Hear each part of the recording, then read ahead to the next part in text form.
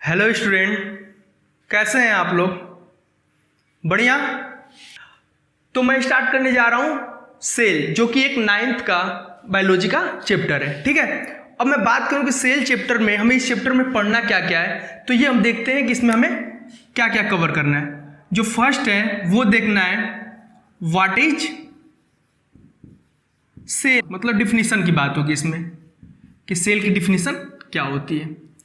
Second, जब मैं बात करूं इसमें, तो सेकेंड हम बात करेंगे कि डिस्कवरी ऑफ सेल, मतलब सेल की डिस्कवरी कैसे हुई और कब हुई। Discovery of cell. थर्ड में बात करूं कि इसमें हमें क्या कवर करना है, तो थर्ड कवर करना है कि जो भी साइंटिस्ट हुए जो सेल के बारे में हमें कुछ और ज्यादा बताने में हमारी मदद किए, मतलब contribution of scientist to know more about cell. Contribution of scientists. जो फोर्थ में बात करूं वो होगा सेल थियरी। क्या होगा fourth? Cell theory. Cell theory का बेसिकली बताने का ये मतलब है कि जो डिफिनीशन आया वो सेल थियरी से ही आया है कि सेल होता क्या है। ठीक है, और फिफ्थ हम जब बात करेंगे तो बात करेंगे structural organization. Structural organisation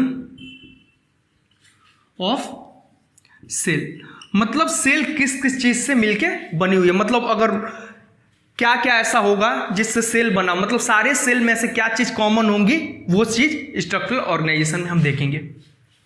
sixth जो बात आती है वो आएगा सेल ऑर्गेनेल्स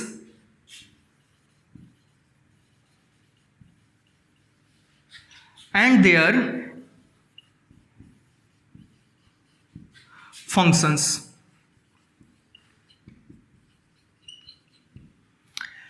क्या बात करते हैं हम? सेल क्या होता है, सेल की डिस्कवरी कौन किया और कब हुआ। थर्ड बात करूं तो कौन कौन से ऐसे साइंटिस्ट थे जो सेल के बारे में ज़्यादा जानने में हमारी मदद की। उसके बाद आता है सेल थियरी। सेल थियरी में 3 साइंटिस्ट के बारे में पढ़ेंगे, उन्होंने सेल के बारे में क्या बोला था। जो फोर्थ बात आती है वो है structural organization of cell, cell किस किस चीज़ों से मिलके बनी हुई है। जो लास्ट टॉपिक होगा वो होगा सेल ऑर्गेनेल्स, मतलब सेल ऑर्गेनेल्स का मतलब होगा, ऑर्गेनेल्स का मीनिंग होता है स्मॉल ऑर्गन। सेल के अंदर ऐसे बहुत छोटे छोटे ऑर्गन होते हैं जो सेल में अलग अलग फंक्शन करने में हेल्प करते हैं। ठीक है, ये एक पार्ट हुआ, सेकेंड पार्ट, और ये थर्ड पार्ट। आज के लेक्चर में हम इतना कवर करेंगे, फर्स्ट 1 से 5 तक। जो सेल ऑर्गेनेल्स होगा ये नेक्स्ट लेक्चर में हम देखेंगे। ओके, तो स्टूडेंट अब हम बात करेंगे व्हाट इज सेल। सेल क्या होता है, तो सेल की जो डिफिनीशन होती है वो होता है the smallest structural functional and biological unit of life.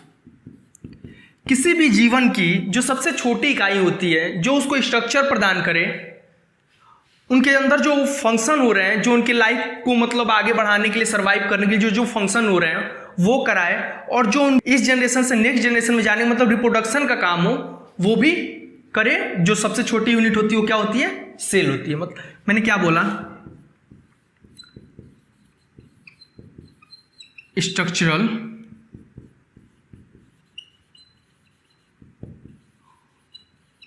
Functional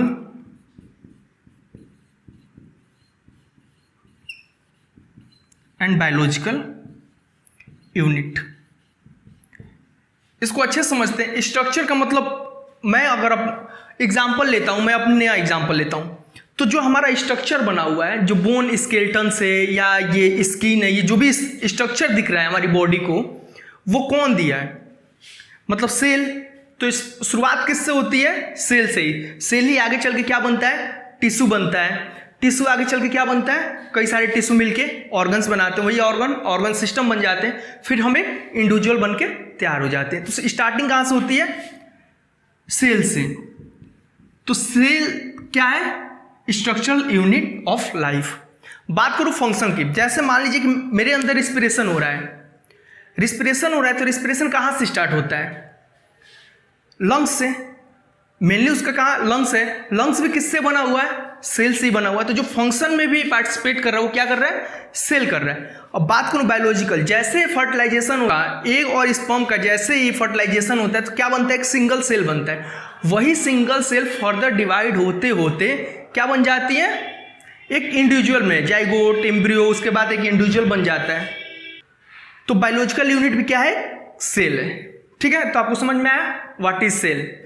cell is the smallest structural, functional and biological unit of life. Okay, note करिए। तो स्टूडेंट्स, हमारा जो सेकेंड पॉइंट था वो क्या था, डिस्कवरी ऑफ सेल। सेल की डिस्कवरी कैसे हुई। तो 1665 से पहले, 1665 से पहले सेल टाइप का कोई नाम ही नहीं था, सेल के बारे में कोई भी जानकारी नहीं थी किसी के भी पास। 1665 में बायोलॉजिस्ट्स आए, उनका नाम है रॉबर्ट हुक साहब। रॉबर्ट हुक सर ने 1665 में ऑब्जर्व किया अपने द्वारा बनाए गए माइक्रोस्कोप में। वो माइक्रोस्कोप कैसा था, प्रिमिटिव।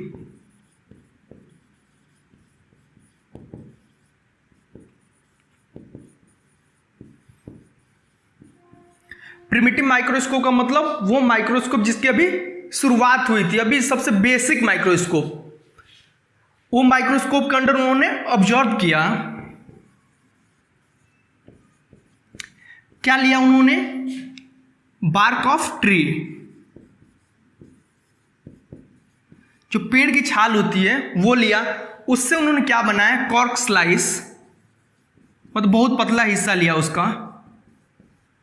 पतले हिस्से को जब ऑब्जर्व किया तो उनको क्या दिखा कि बहुत छोटे छोटे कंपार्टमेंट दिखे उनको, बहुत छोटे छोटे कंपार्टमेंट दिखे।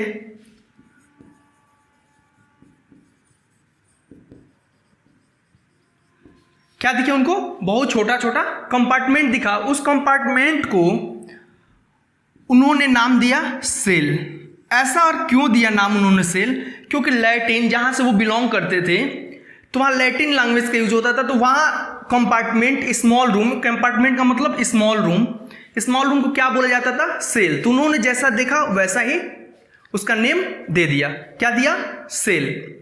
अब बात आती है डिस्कवरी ऑफ सेल किसने किया, रॉबर्ट हुक सर ने। कब किया, 1665 में। किससे किया, तो प्रिमिटिव माइक्रोस्कोप से। किसके द्वारा बनाया गया था, उनके द्वारा। उनको क्या दिखा, छोटा छोटा कंपार्टमेंट दिखा।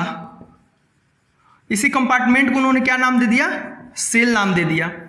अब बात आती है कि जब उन्होंने बार्क ऑफ ट्री लिया, तो बार्क क्या होता है, किसी भी ट्री का डेड सेल होते हैं। तो उन्होंने क्या ऑब्जर्व किया, डेड सेल।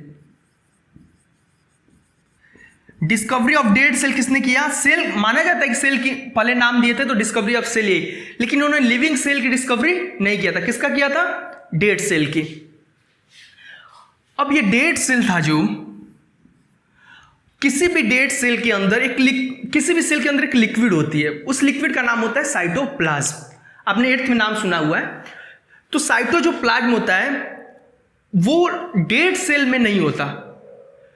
तो उनको जो दिखा होगा, क्या दिखा होगा, पूरा एक सेल का कंपार्टमेंट, यही बॉर्डर दिखा होगा जो बाउंड्री है। और ये बाउंड्री क्या होती है किसी प्लांट सेल में, सेल वॉल। तो रॉबर्ट सर ने क्या ऑब्जर्व किया, सेल नाम दिया। अब वो किस टाइप का सेल था, डेड सेल। डेड सेल में उन्होंने क्या देखा, सेल वॉल। मतलब मैं बोलूं सेल की डिस्कवरी कौन किया, तो रॉबर्ट सर। डेड सेल की रॉबर्ट सर, सेल वॉल की रॉबर्ट सर। समझ में आया, ठीक है, अब हम देखते हैं कंट्रीब्यूशंस ऑफ साइंटिस्ट। कुछ साइंटिस्ट के कंट्रीब्यूशन है डिस्कवरी ऑफ सेल में। इन्होंने सेल का नाम दिया, लेकिन आगे लिविंग सेल हो सकता है, उनका न्यूक्लियस हो जाएगा, प्रोटोप्लाज्म होगा। ये नाम कौन दिया था तो देखते हैं हम, ठीक है, आप इसको नोट करिए। तो स्टूडेंट्स हम बात करेंगे कंट्रीब्यूशन ऑफ साइंटिस्ट, बायोलॉजिस्ट के जो भी कंट्रीब्यूशन था सेल के बारे में वो हम देखते हैं। 60-65 में रॉबर्ट सर ने किसकी डिस्कवरी की थी? सेल की। वो सेल कैसा था? Dead cell. डेड सेल के साथ साथ उन्होंने किसकी डिस्कवरी कर डाली? सेल वॉल की। जो दिखा था वो सेल वॉल था। 60-74 में लिविंग सेल की डिस्कवरी हुई। पहले 60-65 में किसकी हुई? डेड सेल की। 60-74 में किसका हुआ? लिविंग सेल का। कौन किया? लेवेनहॉफ साहब ने। आपको यह ध्यान देना होगा कि जो भी चीज आगे डिस्कवरी होती गई, जो नेम इन्होंने दिया वो कैसे दिया। जो पहले इनके पास कैसा माइक्रोस्कोप था? प्रिमिटिव टाइप का, जो उनका खुद का बनाया हुआ था। उसके बाद उसमें क्या हुआ कि कुछ एडवांस माइक्रोस्कोप आते गए। देखिए समय 65, 74, 31, तो ऐसे क्या हुआ, समय बढ़ता गया और माइक्रोस्कोप एडवांस लेवल के आते गए। 1831 में रॉबर्ट ब्राउन सर ने न्यूक्लियस की खोज की। न्यूक्लियस क्या होता है? Brain of the cell.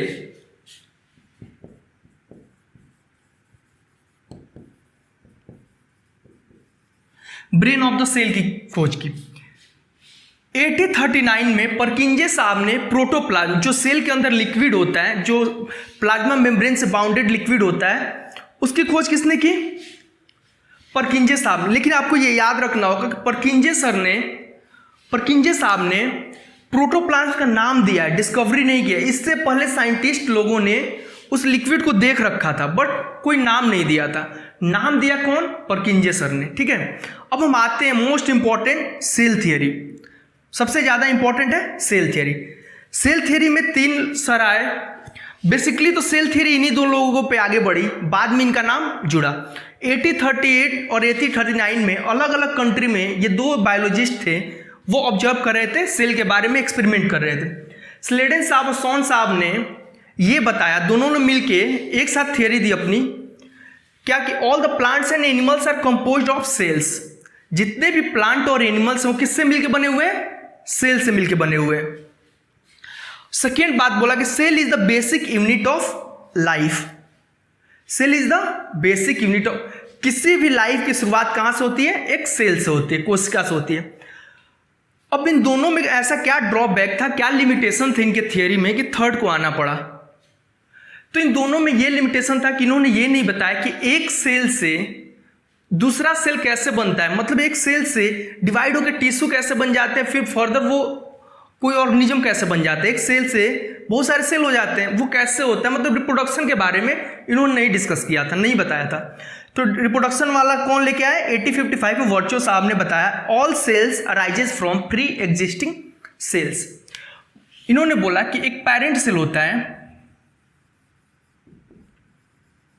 वही पेरेंट सेल आगे चल के डिवाइड होता है, जिसको हम बोलते हैं डॉटर सेल।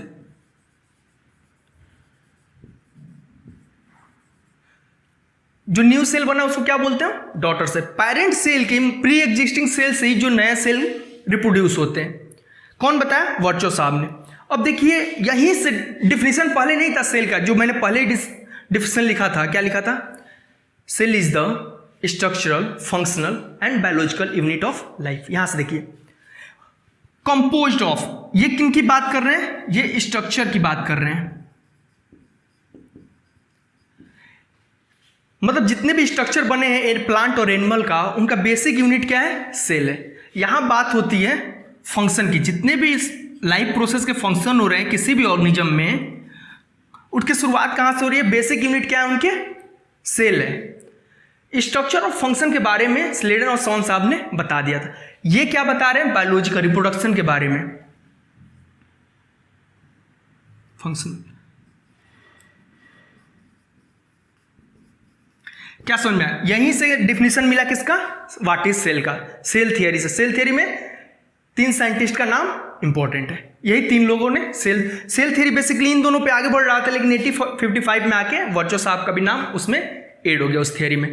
हुआ क्या कि जैसे जैसे समय बीतता गया तो 1940 के समय 1940 में किसकी डिस्कवरी हुई? इलेक्ट्रॉन माइक्रोस्कोप की। जो सबसे एडवांस माइक्रोस्कोप था कब बना? 1940 में। 1940 में जब माइक्रोस्कोप आया तो जो माइक्रो ऑर्गेनिज्म की दुनिया थी, जिसको हम क्या बोल सकते हैं? Microscopic world. माइक्रोस्कोपिक वर्ल्ड को ऑब्जर्व करने का हमारा नजरिया ही बदल गया। हम बहुत अच्छे सब ऑब्जर्व कर पाते थे। 1940 के बाद हमें यह पता चला कि यूनिसेलुलर ऑर्गेनिज्म भी होते हैं, मल्टीसेलुलर ऑर्गेनिज्म भी होते हैं। यूनिसेलुलर ऑर्गेनिज्म कौन से ऑर्गेनिज्म होते हैं? जो एक सिंगल सेल ये तीनों फंक्शन कर पाए, उनका स्ट्रक्चर भी दे पाए, फंक्शन भी दे पाए और रिप्रोडक्शन भी सिंगल सेल ही कर पाए। उनको क्या बोलते हैं हम? यूनिसेलुलर। तो 1940 के बाद हमें यह पता चला कि सबसे स्मॉलेस्ट सेल कौन सा होता है, लार्जेस्ट सेल कौन सा होता है, और सारे सेल एक जैसे नहीं होते हैं। शेप वाइज उनका वेरिएशन होता रहता है, साइज वाइज वेरिएशन होता रहता है। तो कुछ सेल के बारे में हम देखते हैं कि साइज के आधार पे सेल कौन कौन से हैं। जो जनरल नॉलेज की बात है लेकिन सेल से रिलेटेड है तो मैं आपको बता देता हूं। ओके, इसको नोट करिए। अब कुछ सेल से रिलेटेड जनरल नॉलेज की चीजें देख लेते हैं। ठीक है, स्मॉलेस्ट सेल की बात करूं तो सबसे स्मॉलेस्ट सेल क्या होता है? Mycoplasma gallisepticum.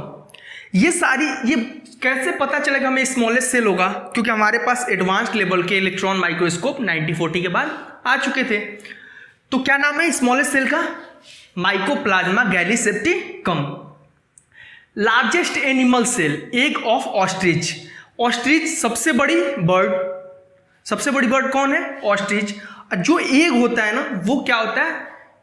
एक सेल होता है, सिंगल सेल। कोई भी एग एक सिंगल सेल होता है। तो ऑस्ट्रिच का अंडा बहुत बड़ा होता है, वो एक सेल है। तो सबसे बड़ा cell egg of ostrich. Longest human cell, सबसे बड़ा ह्यूमन सेल कौन सा है? Nerve cell. इसका नाम, दूसरा नाम न्यूरॉन भी होता है। ठीक है, अगले चैप्टर टिश्यू है उसमें हम देखेंगे इसको, न्यूरॉन सेल को, नर्वस सिस्टम के अंदर। स्मॉलेस्ट ह्यूमन सेल क्या होता है? प्लेटलेट्स। प्लेटलेट्स का नाम आपने सुना होगा कि ब्लड में प्लेटलेट्स की काउंटिंग कम हो गई है। तो प्लेटलेट्स का काम होता है क्लॉटिंग का। क्या काम होता है? Blood clotting. जैसे यहां ब्लीडिंग होने लगी, अगर कहीं कट गया, कट लग गया, फिर उसके बाद ब्लीडिंग होने लगी, तो वो देखते हो आप कुछ देर बाद वहां पे खून का थक्का जम जाता है। मतलब वो क्या होता है? ब्लीडिंग नहीं होती है, रुक जाती है। वो क्या होता है?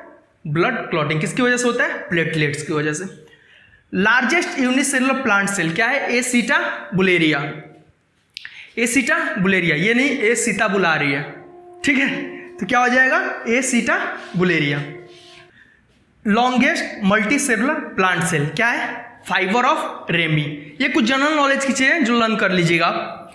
एनिमल सेल, वो कौन सा एनिमल सेल है जो हमारी नंगी आंखों से, खुली आंखों से देखी जा सकती है, नेक्ड आई से? तो जितने भी बर्ड के सेल हैं और कुछ रेप्टाइल्स हैं, उनके जो एग होते हैं उनको हम आसानी से खुली आंखों से भी देख सकते हैं, बिना माइक्रोस्कोप के भी। ठीक है, इसको आप स्क्रीनशॉट ले लीजिए। इलेक्ट्रॉन माइक्रोस्कोप आने के बाद जो बायोलॉजिस्ट थे वो ऑब्जर्व किए कि ऑर्गेनिज्म दो टाइप के होते हैं, एक यूनिसेलुलर और जो सेकेंड मेजर टाइप के हैं जो सबसे ज़्यादा पाया जाता है वो क्या है? मल्टीसेलुलर। यूनिसेलुलर का मतलब है जिसमें सिंगल सेल हो, एक ऐसा ऑर्गेनिज्म जो सिंगल सेल से ही अपना काम चला ले, केवल एक सेल हो, इसमें more than one cell.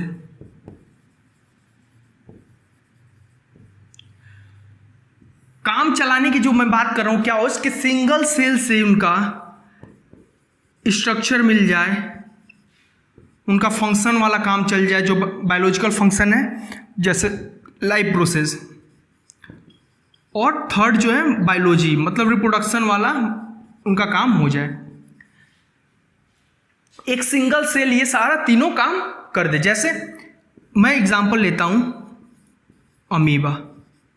Amoeba क्या है? यूनिसेलुलर है, एक सिंगल सेल से ही वो क्या करता है, वही सिंगल सेल फूड ले लेता है, वही सिंगल सेल डाइजेस्ट भी कर देता है, वही सिंगल सेल इजेशन भी कर देता है।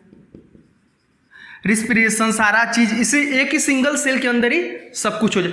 जब इनको रिप्रोडक्शन करना हो तो सिंगल सेल रिप्रोड्यूस करेगा। एक सिंगल सेल है,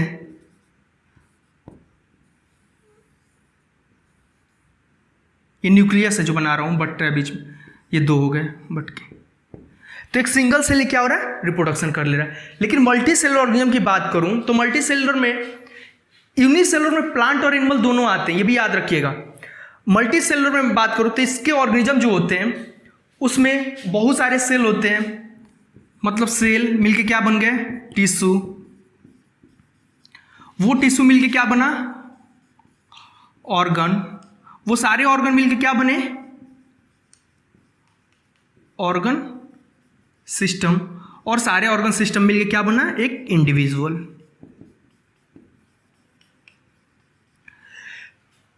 कई सारे सेल, मतलब इसमें कहने का मतलब जितने भी फंक्शन है सेल के अंदर, एक इंसान के अंदर होने वाला, इंसान में बोलूं या ऑर्गेनिज्म बोलूं, एक ऑर्गेनिज्म के अंदर होने वाले सारे फंक्शन सारे सेल के ग्रुप को अलग अलग दे दिया गया है। एक सेल के ग्रुप आया, वो सारे मिलके क्या बनाए, टिश्यू। वो सारे टिश्यू मिलके क्या बनाए, ऑर्गन। वो सारे ऑर्गन मिलके क्या बनाए, एक ऑर्गन सिस्टम। ठीक है, तो ये स्पेशल फंक्शन करते हैं, लेकिन सारा यहाँ एक ही सेल सारा फंक्शन कर लेता है। यहाँ अलग अलग टाइप के सेल एक अलग अलग स्पेशल फंक्शन करता है। ठीक है, अब हम बात करेंगे स्ट्रक्चरल ऑर्गेनाइजेशन ऑफ सेल।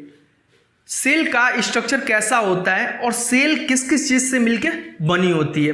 मैं सारे सेल की बात कर रहा हूं, उसमें प्लांट सेल भी आएगा, एनिमल सेल भी आएगा, यूनिसेलुलर का भी सेल आएगा और मल्टी सेलुलर का भी सेल आएगा। ठीक है, तो इसको आप नोट करिए। हमारा जो नेक्स्ट टॉपिक है वो क्या है, structural organization of cell. Cell की जो स्ट्रक्चर होती है वो किससे मिलके बनी होती है, मतलब ऑलमोस्ट सारे सेल में ऐसे क्या है जो उनका स्ट्रक्चर प्रदान करता है। तो यहां मैं बात करूं तो जो फर्स्ट होता है वो होता है प्लाज्मा मेम्ब्रेन। क्या होता है, प्लाज्मा मेम्ब्रेन। ये सारे सेल में, ऑलमोस्ट सारे सेल में होंगे प्लाज्मा मेम्ब्रेन। जो सेकेंड होता है वो होता है जेनेटिक मटेरियल।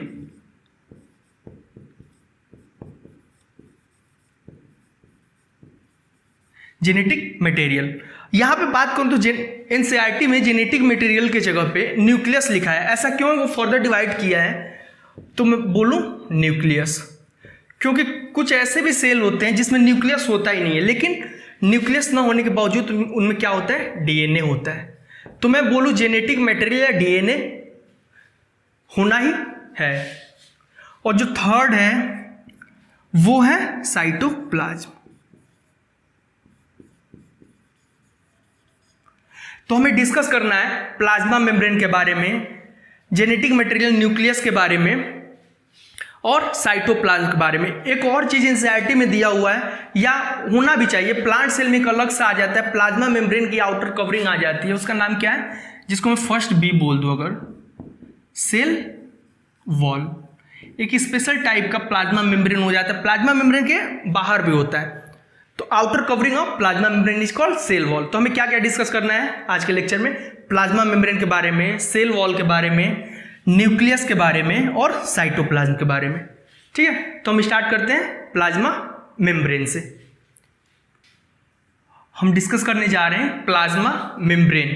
प्लाज्मा मेम्ब्रेन होता क्या है, किसी भी सेल की जो आउटर कवरिंग होती है, मतलब जो बाउंड्री होती है सेल का, सबसे आउटर बाउंड्री। जैसे ये मान लीजिए सेल हुआ, तो सेल का जो आउटर बाउंड्री हुआ उसको क्या बोलेंगे हम, प्लाज्मा मेम्ब्रेन। पीएम है ये। तो ये बाहर की दुनिया से सेल को सेपरेट करता है, वो क्या है, प्लाज्मा मेम्ब्रेन। प्लाज्मा मेम्ब्रेन का काम क्या होता है, तो प्लाज्मा मेम्ब्रेन का काम होता है कोई भी बाहर की चीजें, एक्सटर्नल एनवायरनमेंट की चीजें अंदर लेना और अंदर का जो अपशिष्ट पदार्थ है, जो भी एक्सक्रीटा है, उनको, अनवांटेड चीजों को बाहर भेजना। क्या करता है, अलाउ करता है कि किसकी एंट्री होनी है और किसकी एग्जिट करनी है, किसको अंदर लेना है, किसको बाहर करना है। ये ऐसे हो पाता है कि इसमें छोटे छोटे पोर्स होते हैं।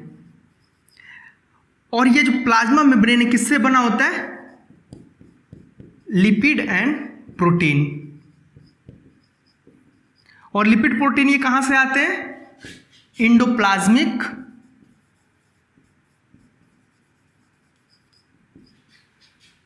रेक्टिकुलम। ये एक सेल ऑर्गेनेल्स होता है, हम आगे डिस्कस करेंगे, बस इतना यहाँ स्क्रीनशॉट लोगे या लिखोगे नोट्स बनाओगे तो उसके काम आएगा। लिपिड और प्रोटीन से बना होता है, इसलिए क्या होता है, फ्लेक्सिबल होता है। फ्लेक्सिबल होने के कारण ये कोई भी शेप ले लेता है और इनके अंदर पोर्स होते हैं, इसी प्रोटीन के कारण पोर्स होते हैं जिसके कारण ये अपने अंदर कोई भी चीज अलाउ कर सकता है आना है और किसको बाहर भेजना है। तो हम क्या बोले कि कैसे पोर्स से कोई भी चीज अलाउ करता है अंदर लेना है कि बाहर भेजना है, इसीलिए ये सेलेक्ट करता है, इसीलिए इसका दूसरा नाम होता है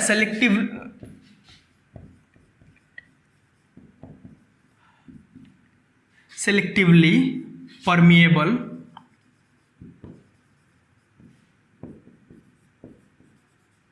मेम्ब्रेन। ऑप्शन में लिखूंगा SPM, या इसका दूसरा नाम होता है semi permeable membrane. Semi permeable membrane. Plasma membrane का काम क्या होता है, कोई भी चीज को ये सेलेक्ट करके अंदर लेना और बाहर भेजना। जो जरूरत की चीजें होंगी उनको अंदर लेगा और बाकी बाहर भेजेगा।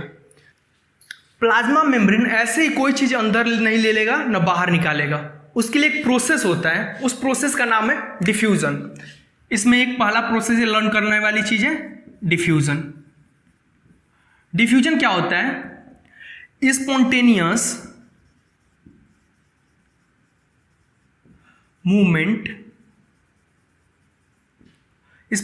Movement of substances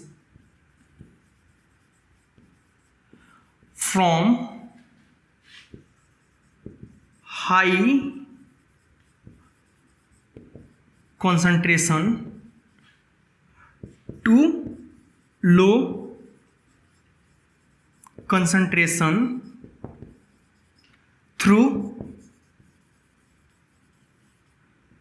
selectively permeable membrane SPM। ये क्या करता है कि जैसे इसके अंदर रिस्पिरेशन हुआ, किसी भी सेल के अंदर क्या होता है, रिस्पिरेशन होता है। रिस्पिरेशन के दौरान कौन सी गैस निकलती है, CO2। इसके अंदर CO2 की मात्रा क्या हुआ, बढ़ता गया, और बगल में क्या है, ब्लड वेसल्स। ब्लड वेसल का काम क्या होता है, CO2 लेके और बाहर निकालना, लंग्स को देके बाहर निकालना। ब्लड के अंदर CO2 की मात्रा कम है, अब ये क्या करेगा, इधर ज्यादा है इधर कम है, हाई कंसंट्रेशन से लो कंसंट्रेशन की तरफ डिफ्यूजन से CO2 ब्लड में आया, ब्लड से चला गया। ऐसी बात आती है जब O2 की, ब्लड क्या लेके आया, O2 लेके आया, ऑक्सीजन लेके आया लंग्स से। अब इसके अंदर क्या है, ऑक्सीजन की कमी है, यहां पे ऑक्सीजन ज्यादा है तो ऑक्सीजन दे देगा। ठीक है, तो ये कौन सा प्रोसेस कहलाता है, डिफ्यूजन। ऐसे ही किसी सेल को वाटर की भी जरूरत होती है, वाटर भी लेना चाहेगा अपने अंदर, तो उस वाटर को लेने का एक अलग सा नाम आ जाता है, डिफ्यूजन ही कहलाएगा, क्योंकि सब्सटेंसेस में वाटर भी आता है। लेकिन यहाँ सब्सटेंसेस की जगह में क्या लिख दो अगर, water, spontaneous movement of water from high concentration to low concentration through SPM is called osmosis. एक प्रोसेस क्या है, डिफ्यूजन। डिफ्यूजन का ही एक पार्ट है, डिफ्यूजन ही है, एक स्पेशल टाइप का डिफ्यूजन ही है, उसका नाम होता है ऑस्मोसिस। ऑस्मोसिस क्या होता है, passage of water from high concentration to low concentration through SPM, selectively permeable membrane. जैसे मान लीजिए कि ये किसी प्लांट का, मैं यहाँ बात करूँगा, ये समझ में आ रहा है कि नहीं, ऑस्मोसिस एक टाइप का, स्पेशल टाइप का क्या होता है, डिफ्यूजन ही है। A special type of diffusion in which passage of water from high concentration to low concentration through SPM। आया समझ में। जैसे मान लीजिए ये एक किसी प्लांट का क्या हो गया, रूट हो गया। अब इसके रूट को क्या चाहिए, वाटर चाहिए। क्यों चाहिए वाटर, फोटोसिंथेसिस करना है। तो वाटर कैसे आता है, रूट हेयर से। हुआ क्या कि यहाँ पे वाटर की मात्रा H2O हम वाटर को बोलते हैं, वाटर का लेवल क्या है, कंसंट्रेशन ज़्यादा है और रूट के अंदर कंसंट्रेशन लो है, तो वाटर कहाँ चला जाएगा, डिफ्यूजन के थ्रू अंदर। मैं डिफ्यूजन बोल रहा हूँ लेकिन इसको क्या बोलते हैं, ऑस्मोसिस। डिफ्यूजन ऑस्मोसिस में कोई अंतर नहीं है, एक स्पेशल टाइप का डिफ्यूजन ही है ऑस्मोसिस, वाटर के लिए यूज हो जाता है ऑस्मोसिस। समझ में आया आपको, क्या समझ में आया कि हमने डिफ्यूजन की बात किया, ऑस्मोसिस की बात किया और सेलेक्टिवली परमिएबल मेम्ब्रेन की बात की। ठीक है, इसको आप नोट करिए। हम ऑस्मोसिस को ही थोड़े डिटेल में डिस्कस करते हैं। ऑस्मोसिस को ही, जैसे मानिए कोई भी एक प्लांट सेल या एनिमल सेल को, किसी भी प्लांट सेल या एनिमल सेल को एक ऐसे जगह हम रख दें जहां सॉल्ट या शुगर का क्या हो, सॉल्यूशन हो। सॉल्ट और शुगर का सॉल्यूशन होगा तो वहां पे क्या होगा, सॉल्ट होगा किसके फॉर्म में, सॉल्यूट के फॉर्म में, और सॉल्वेंट के फॉर्म में क्या होगा, वाटर होगा। मतलब सॉल्यूशन में क्या होता है, सॉल्यूट होता है और सॉल्वेंट होता है। सॉल्यूट की जगह क्या आ जाएगा, सॉल्ट या शुगर, और सॉल्वेंट में वाटर। अब बात आई यहां ऑस्मोसिस में क्या बात किए थे कि हाई कंसंट्रेशन से लो कंसंट्रेशन ऑफ वाटर। किसका कंसंट्रेशन, वाटर का कंसंट्रेशन हमेशा देखेंगे हम। तो यहां पे इस सेल को हमने किसी सॉल्यूशन में डाला, तो हो सकता है कि इस सेल के अंदर जो वाटर का कंसंट्रेशन हो उससे कहीं कम हो उस सॉल्यूशन का, या उससे ज़्यादा हो या उसके बराबर हो, ऐसा हो सकता है ना। तो स्टूडेंट मैं फिर से डिस्कस करने जा रहा हूँ ऑस्मोसिस को अच्छे से डिस्कस कर दे रहा हूँ, आप समझ जाएंगे। ऑस्मोसिस कहाँ आकर्षित होता है, प्लाज्मा मेम्ब्रेन के द्वारा। प्लाज्मा मेम्ब्रेन क्या करता है, नाम क्या है, semi permeable membrane. Semi permeable membrane मतलब वाटर का भी मूवमेंट होता है। जो वाटर का मूवमेंट प्लाज्मा मेम्ब्रेन के थ्रू होगा उसको क्या बोलेंगे, ऑस्मोसिस। देखिए कोई भी सेल कहाँ, मतलब सेल का जो सराउंडिंग होगा क्या होगा, या तो सेल से ज़्यादा उसका वाटर होगा बाहर का सराउंडिंग में, या तो बराबर कंसंट्रेशन होगा वाटर का, या तो सेल से कम होगा। मतलब सेल से ज़्यादा भी हो सकता है आउटर सराउंडिंग, सेल से कम भी हो सकता है और सेल के बराबर भी हो सकता है। इसके आधार पर 3 नाम दिए गए हैं ऑस्मोसिस को। हाइपोटोनिक सॉल्यूशन उस सॉल्यूशन का नाम जिसमें सेल है, जिसमें सेल को रखा गया, मतलब सेल के सराउंडिंग की बात हो रही है। तो सेल के सराउंडिंग में 3 टाइप के सॉल्यूशन हो सकते हैं, हाइपोटोनिक सॉल्यूशन, आइसोटोनिक सॉल्यूशन या फिर हाइपरटोनिक सॉल्यूशन। देखिए हाइपोटोनिक सॉल्यूशन को डाइल्यूट सॉल्यूशन भी बोलते हैं। ऐसा क्यों होता है, डाइल्यूट का मतलब क्या होता है, डाइल्यूट का मतलब पानी ज़्यादा हो, उसमें जो सॉल्यूट की मात्रा वो कम हो और सॉल्वेंट ज़्यादा हो। सॉल्वेंट क्या है, वाटर है। Surrounding water concentration higher than the cell. अगर सेल है, सेल से ज़्यादा सराउंडिंग का, सेल से ज़्यादा सराउंडिंग का अगर वाटर ज़्यादा है, सॉल्यूट की बात नहीं कर रहा हूँ, सॉल्वेंट मतलब एक सेल है, जैसे किशमिश लिया, उसको हमने पानी में डाला तो किशमिश के अंदर क्या है, पानी की कमी है, और बाहर क्या है, सराउंडिंग में पानी ज़्यादा है। तो पानी का मूवमेंट कहाँ से क्या होगा, ज़्यादा से कम की तरफ। तो बाहर ज़्यादा है और सेल के अंदर कम है, तो सेल की तरफ सारे पानी का मूवमेंट होगा। जितने भी वाटर का मूवमेंट होगा ऑस्मोसिस वो प्लाज्मा मेम्ब्रेन के थ्रू अंदर की तरफ जाएगा। तो इससे क्या हो जाएगा, सेल वाटर गेन करेगा और सेल क्या हो जाएगा, स्वेल अप हो जाएगा। मतलब समझ में आया। हाइपोटोनिक सॉल्यूशन कैसा सॉल्यूशन होता है, डाइल्यूट सॉल्यूशन। ऐसा इसलिए बोल रहा हूँ कि जो सराउंडिंग का पानी होगा वो सेल से ज़्यादा होगा। अब बात करूँ आइसोटोनिक सॉल्यूशन से, तो आइसोटोनिक में क्या होता है कि जो बाहर का कंसंट्रेशन वाटर का और सेल का दोनों बराबर होते हैं, तो इसमें वो अपना शेप मेंटेन करता है, जैसा है एकदम वैसा ही रहेगा, वाटर का मूवमेंट नहीं होगा। हाइपोटोनिक में क्या होता था, जो सेल है वो फूल जाएगा, बड़ा हो जाएगा, स्वेल अप हो जाएगा। क्यों, क्योंकि बाहर पानी ज़्यादा है, उसके अंदर पानी आएगा। हाइपोटोनिक में ऐसा होता है। अब बात करूँ हाइपरटोनिक, हाइपरटोनिक कंसंट्रेटेड सॉल्यूशन भी बोलते हैं, यानी कि सॉल्वेंट की जो मात्रा है वो कम है, सॉल्यूट का ज़्यादा है, रिस्पेक्टिवली की बात हो रही। Surrounding water concentration in lower than the cell, जहाँ सेल रखा हुआ है उसके सराउंडिंग में वाटर की कमी है, तो वाटर कहाँ ज़्यादा है, सेल के अंदर, और बाहर कमी है, तो सेल वाटर का मूवमेंट किधर होगा, सेल से सराउंडिंग की तरफ। तो सेल क्या करेगा, वाटर को लूज करेगा, तो सेल के अंदर जब वाटर निकलेगा तो सेल कैसा होगा, श्रिंक हो जाएगा, सिकुड़ जाएगा। आया समझ में क्या बोला हूँ, एक बार और देखते हैं। वाटर का मूवमेंट या तो सेल से सराउंडिंग की तरफ हो सकता है, या नो मूवमेंट हो, या बाहर से सेल में आ सकता है। अगर बाहर पानी की मात्रा ज़्यादा है, सेल के सराउंडिंग में पानी की मात्रा ज़्यादा है, तो पानी कहाँ जाएगा, वाटर सेल के अंदर आएगा। ऐसे सोल्यूशन क्या बोलते हैं, हाइपोटोनिक। सेल और बाहर का जो वाटर का कंसंट्रेशन वो इक्वल लेवल पे है, तो वाटर का मूवमेंट नहीं होगा, ऐसे क्या बोलते हैं, आइसोटोनिक। अब बात करूं मैं हाइपरटोनिक को, तो हाइपरटोनिक में क्या होता है, जो सराउंडिंग का वाटर है ना, जो सराउंडिंग का वाटर है, सराउंडिंग का वाटर कंसंट्रेशन वो लोअर होगा, किससे? सेल से। तो हाइपोटोनिक में क्या होगा, जो सेल होगा वो लूज करेगा वाटर, क्योंकि उसके पास ज़्यादा पानी है, बाहर कम है, तो ज़्यादा से कम की तरफ जाएगा। ओके, हम डिस्कस करते हैं सेल वॉल के बारे में। सेल वॉल केवल प्लांट सेल में होता है, एनिमल सेल में कोई भी सेल वॉल नहीं होता। सेल वॉल क्या होता है कि प्लाज्मा मेम्ब्रेन, ये प्लाज्मा मेम्ब्रेन हुआ, ये प्लाज्मा हुआ, तो ये प्लाज्मा मेम्ब्रेन हुआ, तो प्लाज्मा मेम्ब्रेन की एक आउटर कवरिंग होती है जो रिजिड होती है, हार्ड होती है, वो किससे मिलकर बनी होती है? सेलुलोज को। इसका काम क्या होता है? ये स्ट्रक्चरल सपोर्ट प्रोवाइड करता है प्लांट को। प्लांट देखते हो कि एनिमल से ज़्यादा हार्ड होती है, किस लिए? क्योंकि वो सेलुलोज से प्लांट सेल बने होते हैं। और इसका एक और काम है यहाँ, तो इसका एक काम हमने देखा क्या, प्रोवाइड स्ट्रक्चर, और एक to maintain structure of cell during plasmolysis. Plasmolysis के दौरान ये सेल के स्ट्रक्चर को मेंटेन करता है। प्लाज्मोलिसिस क्या होता है? The loss of water through cell through plasma membrane.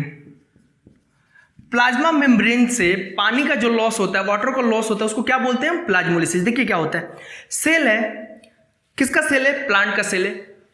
Animal ज्यादा हार्श कंडीशन में रह पाता है कि प्लांट रहता है। प्लांट देखते हो कि सिक्किम, मिजोरम साइड एरिया जहाँ पानी बहुत ज़्यादा होता है वहाँ भी रह जाता है, और वही प्लांट रेगिस्तान, डेजर्ट वाले एरिया, राजस्थान टाइप एरिया, सहारा वाले में रह जाता है। ऐसा क्यों हो पाता है? मैं आपको बता रहा था कि कोई भी प्लांट हो वो रेगिस्तान में भी रह जाता है और पानी में भी रहता है, मतलब ज़्यादा पानी हो सिक्किम वाले एरिया में वहाँ भी हो। तो सेल वॉल का काम क्या होता है, ये हम डिस्कस कर रहे हैं। सेल वॉल का काम क्या होता है? एक तो बर्स्टिंग से बचाता है और शेप मेंटेन करता है, जो कि मैं जो रेट से लिखा हूँ। जैसे मान लीजिए कि जहाँ वाटर का कंसंट्रेशन ज़्यादा है उसको क्या बोलते हैं हम? हाइपोटोनिक। एक सेल है वो कहाँ पे है? सिक्किम वाले एरिया में, जहाँ क्या है वाटर का कंसंट्रेशन बहुत ज़्यादा है, तो वहाँ क्या होंगे? सेल के अंदर पानी का मूवमेंट सेल के अंदर की तरफ होगा, सराउंडिंग टू सेल के अंदर पानी जाता जाएगा। ऐसा क्यों होगा? क्योंकि बाहर में वाटर का कंसंट्रेशन ज़्यादा है, सेल से ज़्यादा है वाटर, तो अंदर जाता जाएगा। इससे क्या होगा? सेल स्वेलअप होता जाएगा, फूलता जाएगा। एक समय ऐसा आएगा कि बर्स्टिंग वाली कंडीशन में आ जाएगी, फटने वाली, मतलब पूरा लगेगा कि फट जाएगा। तो हार्ड कवरिंग होती है सेल के ऊपर, प्लाज्मा मेम्ब्रेन के ऊपर क्या होता है? सेल वॉल, वो उसको बर्स्टिंग से बचाता है। अब बात करते हैं हाइपरटोनिक वाले सोल्यूशन की। हाइपरटोनिक मतलब वाटर का कंसंट्रेशन कम है, किससे? सेल से। रेगिस्तान वाले एरिया में वहाँ क्या होगा? सेल से वाटर का लूज होता गया, मतलब वाटर लूज होता गया, खत्म होता गया, तो क्या होगा? सेल श्रिंक करने लगेगा। उसका प्लाज्मा मेम्ब्रेन से वाटर जब लॉस होगा तो उसके अंदर वाटर की कमी आएगी, तो क्या हो जाएगा? वो श्रिंक होता जाएगा। श्रिंक होते होते ऐसा होगा कि उसका शेप खराब होने लगेगा। तो इसलिए शेप ना खराब हो तो आउटर कवरिंग किसकी होती है? सेल वॉल का, जो उसका शेप को मेंटेन करता है। आया समझ में? ओके।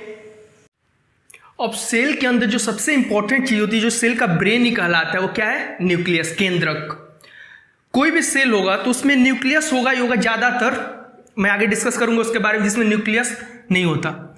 ये सेल हुआ, सेल ये क्या हुआ? Plasma membrane. ये क्या हुआ? न्यूक्लियस। फिर ये क्या होता है? Nuclear membrane.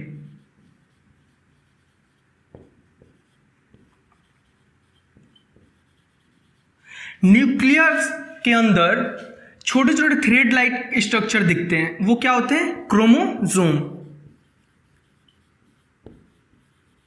होता है। क्रोमोसोम ऐसे होता है, इसके ऊपर थ्रेड लाइक स्ट्रक्चर होती है, ऐसे धागे जैसी लिपटी होती है, उसका नाम क्या होता है? डीएनए। डीएनए ऐसे अगर दिखता है तो इसके ऊपर कुछ कोडिंग होती है, कुछ केमिकल कॉम्बिनेशन होते हैं, उनको क्या बोलते हैं हम? जीन। यही जीन होते हैं जो क्या रखते हैं? कैरेक्टर रखते हैं। पेरेंट्स टू नेक्स्ट जनरेशन में ट्रांसफर करने वाले जितने भी कैरेक्टर होते हैं किसके पास होते हैं? जीन। जीन किस पे होता है? डीएनए में। और डीएनए कहाँ होता है? क्रोमोसोम के ऊपर। आया समझ में? इसके कैसे होते हैं? डबल मेम्ब्रेनस होता है, इसके डबल मेम्ब्रेन होते हैं। किसकी बात कर रहा हूं मैं? न्यूक्लियस की। न्यूक्लियर मेम्ब्रेन, इनके मेम्ब्रेन का नाम क्या होता है? Nuclear. It contains 4 to transfer, इनके अंदर छोटे छोटे पोर्स होते हैं। इसके अंदर राइबोसोम होता है, मैं आगे बात करूंगा, बस यहाँ पे थोड़ा सा बता दूं। राइबोसोम होता है, राइबोसोम किसकी फॉर्मेशन करता है? प्रोटीन की। अब ये प्रोटीन बनता है तो प्रोटीन को ट्रांसफर करना होगा। न्यूक्लियस के अंदर प्रोटीन बना, इनके छोटे छोटे पोर्स होते हैं। क्या होते हैं? यहाँ पे गोल्गी एपरेटस होते हैं या इंडोप्लाज्मिक रेक्टिकुलम, ये इसमें दे देता है साइटोप्लाज्म के अंदर। क्या देता है? राइबोसोम जो प्रोटीन बनाया होता है, या खुद राइबोसोम भी बाहर आ जाता है। तो जो ट्रांसफर करता है मटेरियल, वो कैसे करता है? पोर्स के थ्रू। अब बात आती है कंटेन इंफॉर्मेशन फॉर इनहेरिटेंस। मैं बता दिया कि जितने पेरेंट्स से